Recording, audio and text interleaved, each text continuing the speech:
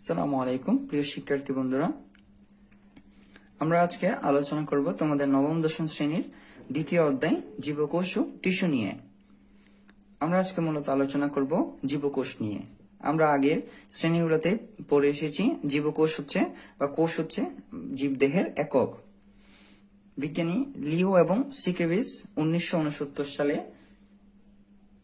বলেন জীবকোষ হচ্ছে জীবদেহের গঠন ও কাজের একক, যা বৈষম্যবদ্ধ পর্দা দ্বারা আবৃত এবং স্বনির্ভর ও আত্মপ্রজননশীল, অর্থাৎ যেটি অন্য কোনো মাধ্যম ছাড়াই নিজের প্রতিরূপ গঠন করতে পারে বা নিজের প্রতিরূপগুলো তৈরি করতে পারে, সেটি হচ্ছে কোষ।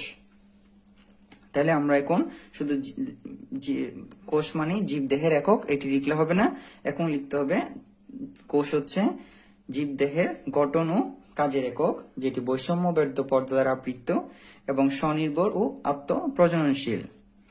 এখন আমরা যদি কোষের প্রকারভেদগুলো দেখি, তাহলে প্রথমে দেখতে পাই কোষকে নিউক্লিয়াসের ভিত্তিতে দুই ভাগে ভাগ করা যায়, আদি কোষ এবং প্রকৃত কোষ। আদি কোষ হচ্ছে যেটি মূলত নিউক্লিয়াস গুলা সুগঠিত নয়, অর্থাৎ এই আদি কোষের নিউক্লিয়াসের মধ্যে মূলত যে সকল অঙ্গাণুগুলা থাকা জরুরি সেই সকল অঙ্গাণুগুলা থাকে না, সেটি হচ্ছে মূলত আদি কোষ। আদি কোষে যদি আমরা উদাহরণ দেখি, মূলত ব্যাকটেরিয়া, সবুজ শৈবাল, এগুলি মূলত আদি কোষের উদাহরণ। এখন আমরা যদি প্রকৃত কোষ দেখি, প্রকৃত কোষ হচ্ছে যাদের যে সকল জীবকোষগুলোর নিউক্লিয়াস সুগঠিত, সেগুলি হচ্ছে আমাদের মূলত প্রকৃত কোষ। প্রায় সকল জীবকোষগুলাই প্রকৃত কোষ। কাজের ভিত্তিতেও কোষকে দুই ভাগে ভাগ করা হয়, একটি দেহকোষ, অন্যটি জনন কোষ। দেহকোষ হচ্ছে যে সকল কোষগুলো আমাদের দেহ গঠন করে, সেগুলি হচ্ছে মূলত দেহকোষ। যে আমরা ছোট থেকে ধীরে ধীরে বড় হচ্ছি, এর কারণ হচ্ছে দেহকোষগুলোর বিভাজনের মাধ্যমে আমাদের দেহের বৃদ্ধি ঘটছে। এবং জনন কোষগুলো হচ্ছে আমাদের জনন যে ধারাবাহিকতা রক্ষায় যে কোষগুলো কাজ করে, সেগুলি হচ্ছে মূলত জনন কোষ। মিওসিস কোষ বিভাজনের মাধ্যমে জনন কোষ তার ধারাবাহিকতা রক্ষা করে। কোষকে মূলত আরো দুটি প্রকৃতি অনুসারে আবার উদ্ভিদ কোষ এবং প্রাণী কোষও ভাগ করা যায়। এগুলো তোমাদের বইয়ে এই উদ্ভিদ কোষ এবং প্রাণী কোষের দুটি আমরা চিত্র দেখতে পাই।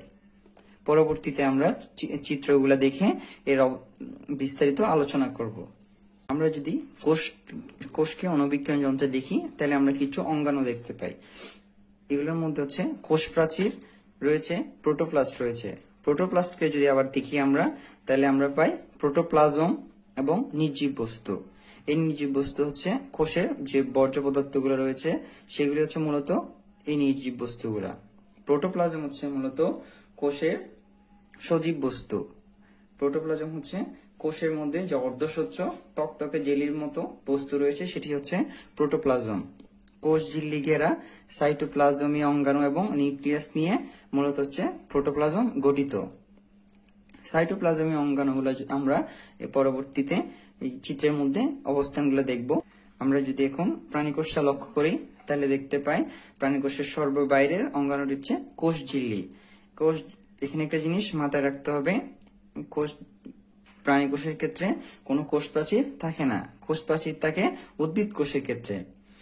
এই কোষ ঝিল্লি ঘেরা সকল অঙ্গাণুগুলো নিয়ে গঠিত হচ্ছে সাইটোপ্লাজম, বা এই কোষ ঝিল্লি ঘেরা নিউক্লিয়াস এবং অন্যান্য সাইটোপ্লাজমীয় অঙ্গাণুগুলো নিয়ে প্রোটোপ্লাজম গঠিত। এখন আমরা যদি অঙ্গাণুগুলো দেখি, তাহলে দেখতে পাই মাইক্রোবিলাই এবং এন্ডোপ্লাজমিক রেটিকুলাম। এখানে যদি চিত্রটা লক্ষ্য করি, তাহলে দুই ধরনের এন্ডোপ্লাজমিক রেটিকুলাম আমরা পাই। একটি হচ্ছে মসৃণ এন্ডোপ্লাজমিক রেটিকুলাম, অন্যটি অমসৃণ এন্ডোপ্লাজমিক রেটিকুলাম।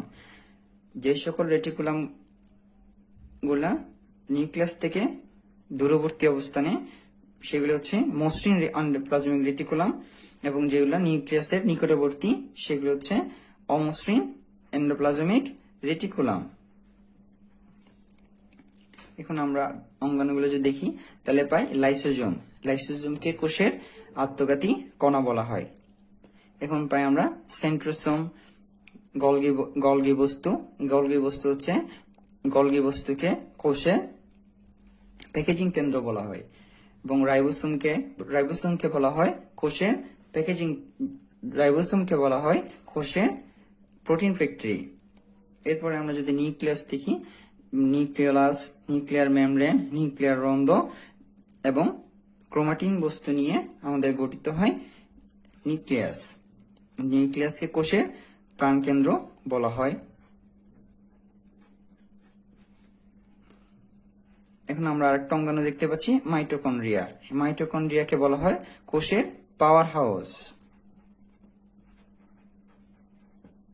এখন আমরা যদি উদ্ভিদ কোষটা দেখি, তাহলে উদ্ভিদ কোষ প্রাণী কোষ থেকে ভিন্ন কয়েকটি অঙ্গাণু রয়েছে।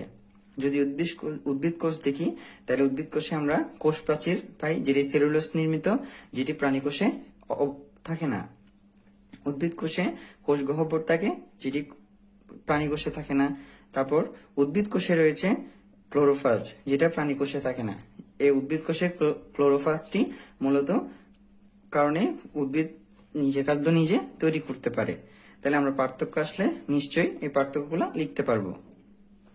অন্যান্য অঙ্গাণুগুলা মূলত প্রাণী কোষ, উদ্ভিদ কোষে একই থাকে। এই অঙ্গাণুগুলা নিয়ে আমরা আমাদের পরবর্তী ভিডিওতে বিস্তারিত আলোচনা করব, এর অবস্থান, কাজ এবং এর চিত্রগুলা নিয়ে।